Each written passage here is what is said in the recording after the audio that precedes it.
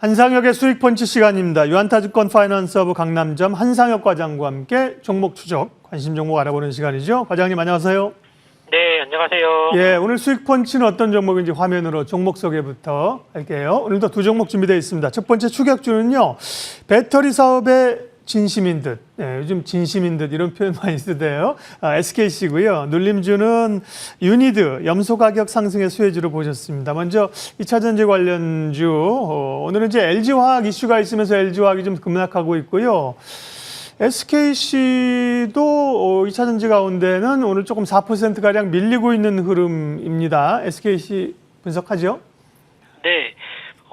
지난주까지 SKC의 흐름이 상당히 좀 괜찮았는데요. 말씀하셨지만 LG화학의 니콜 소식에 의해서 오늘 2차전지와 관련된 종목들이 조금 조정이 나오고 있는데, 오히려 SKC는 이렇게 조정이 나왔을 때 우리가 신규로 매수를 접근을 해볼 투자자들은 신규 매수가 충분히 가능하다는 관점에서 추격주를 한번 준비를 해봤습니다. 시청자분들 역시도 여러 번 들어봤을 종목인데요. 2차전지 관련 소재인 동박을 생산한다라는 모멘텀이 있죠. 역시나 이번 2분기 실적도 그렇고 3분기에도 좋은 실적 성장을 좀 보여줄 것을 기대하는데, 역시나 가장 기대되는 사업부는 동박 사업을 영위하는 SK 넥실리스가 되겠죠.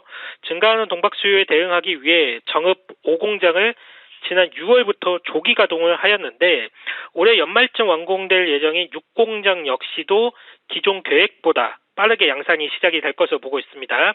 또한 내년 7월이면 착공 예정인 말레이시아 공장 증설 계획을 기존의 44,000톤에서 5만 톤으로 상향 조정을 했는데요. 증설 계획하는 과정에서 또 다른 증설을 준비한다는 것은 한마디로 밀려오는 주문을 감당하지 못할 정도로 상당히 좀 많다. 성장 기대감이 높다라고 보시면 좋을 것 같습니다. 이뿐이 아니죠. 다가오는 3분기 중 폴란드와 미국 등 해외 공장 건설에 대한 구체적인 계획도 발표가 될 예정이기 있는데, 지금 SK 넥실리스의 캐파는 한 32,000톤 정도 돼요. 이 캐파가 2025년에는 총 25만 톤으로 총 약 8배 정도가 커지게 됩니다. 국내에서 2차전지 동박을 생산하는 회사는 대표적으로 일진머티리얼즈와 솔루스 첨단 소재 등이 있죠. 당연히 이들 업체들도 매우 좋은 업황을 누리고 있는데, SKC가 현재로서는 가장 공격적인 투자 진행을 좀 진행하고 있습니다. 아무래도 2019년 원래는 KCFT라는 회사였죠. SK그룹에서 인수를 하면서 SK 넥실리스로 사명을 바꾸었는데, 이 과정을 우리가 한번 생각을 해본다라고 하면 우선 KCFT 인수 자금이 1조 2천억 원이라는 자금이 필요했습니다. 해서 화학산업은 분사한 이후에 쿠웨이트 석유회사에 매각을 했고, 코롱과 합작해 만든 필름 업체인 SKC 코롱 PI 지분도 모두 팔았고요. 화장품 원료를 제조하는 SK 바이오랜드를 현대백화점에 매각하기도 했습니다. 그리고 최근에는 자회사 SK 텔레시스가 통신 사업을 추가적으로 매각을 했는데요. SK그룹 자체가 2차전지 사업에 모든 역량을 집중하고 있는 가운데 SKC 역시도 기존 사업을 정리하고 반도체와 2차전지 소재 중심으로 사업을 재편하고 있는 겁니다. SKC의 공격적인 투자 역시 SK그룹사 전체가 배터리 사업 분야에 이제 사활을 걸고 있기 때문에 안정적인 밸류체인 구축 과정은 꼭 필요한 부분이라고 좀 할 수가 있겠죠. 앞으로도 마찬가지일 겁니다. SK그룹 배터리 사업 확대에 따른 성장 모멘텀이 지속될 전망이고, 향후 동박 외 다른 소재 분야로의 사업 확대 역시도 계속적으로 만들어질 예정입니다. 지난주 한국 시장이 무척 어려웠던 가운데서도 SKC는 오히려 역사적 신고가를 만들어내는 모습을 봤는데요.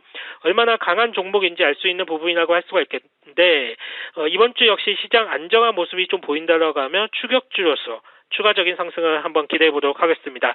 목표가 21만 원 잡아드리고요. 손절가는 15만 원 제시를 해드리도록 하겠습니다. 예, 추격주로 SKC입니다. 보통은 추격주는 정말 급등인데 오늘은 약간 주가로 눌림주 성격의 관심주인데요. SKC고요. 다음은 눌림주입니다. 유니드입니다. 유니드.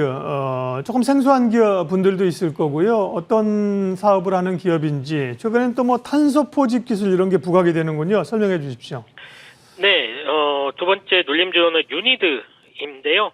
유니드는 이제 가성칼륨과 탄산칼륨과 같은 화학 소재를 생산하는 아주 견실한 중소화학업체입니다. 제가 견실하다라는 표현을 썼는데 그도 그럴 것이 최근 4개년도 실적을 보게 된다라고 하면 계속 연간 실적이 증가하는 모습을 우리가 확인을 할 수가 있어요.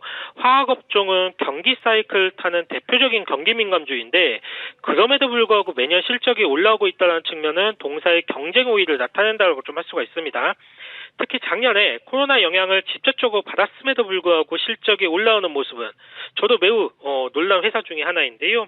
우선 유니드가 생산하는 제품은 가구 리모델링이나 인프라 건설 쪽으로 이제 공급이 되는데 특히 동사의 매출의 중요한 부분을 차지하는 염소 같은 경우는 주로 PVC 원재료로 좀 사용이 됩니다.